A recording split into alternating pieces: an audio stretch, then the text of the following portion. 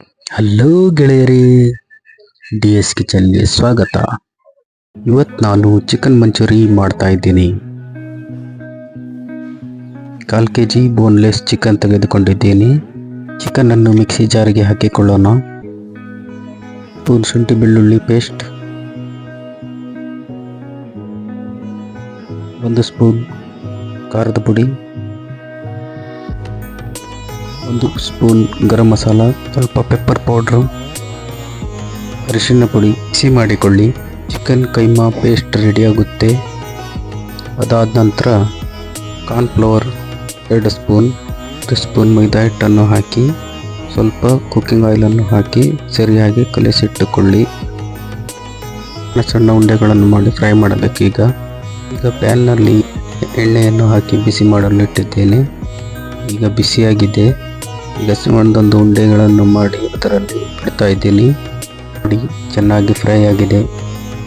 ಈಗ ಇದನ್ನು ತೆಗೆದು ಒಂದು ಪ್ಲೇಟ್ನಲ್ಲಿ ಇಟ್ಟುಕೊಳ್ಳುತ್ತೇನೆ. ಪ್ಯಾನ್ಗೆ 3 ಟೇಬಲ್ ಸ್ಪೂನ್ ಆಯಿಲನ್ನು ಹಾಕಿದ್ದೇನೆ.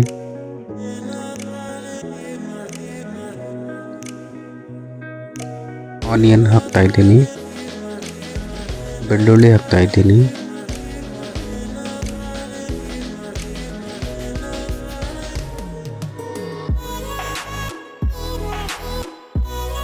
ಒಂದು ಕ್ಯಾಪ್ಸಿಕಮ್ ಹಾಕ್ತಾ ಇದ್ದೀನಿ, ಹಾಗೆ 2 ಹಸಿಮೆಣಸನ್ನು ಹಾಕ್ತಾ ಇದ್ದೀನಿ.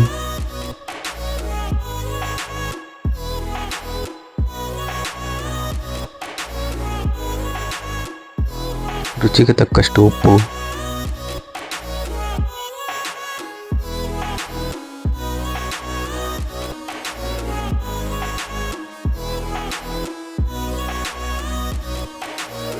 ಒಂದು ಸ್ಪೂನ್ ಕಾರ್ನ್ಫ್ಲವರ್ಗೆ ನೀರನ್ನು ಹಾಕಿ ಪೇಸ್ಟ್ ಮಾಡಿ ಇಟ್ಟುಕೊಂಡಿದ್ದೇನೆ, ಅದನ್ನು ಹಾಕ್ತಾ ಇದ್ದೀನಿ. ಈಗ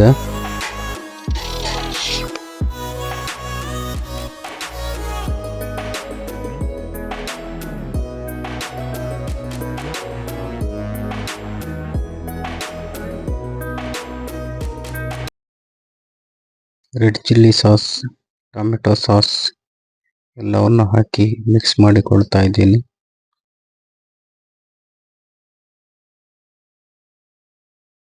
ಸ್ವಲ್ಪ ಚಿಲ್ಲಿ ಪೌಡರನ್ನು ಹಾಕಿದ್ದೇನೆ.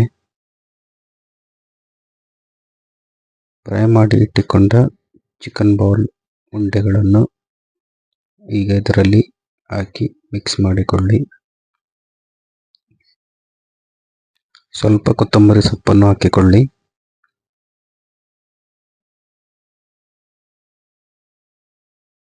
ರುಚಿಕರವಾದ ಚಿಕನ್ ಮಂಚೂರಿ ರೆಡಿ.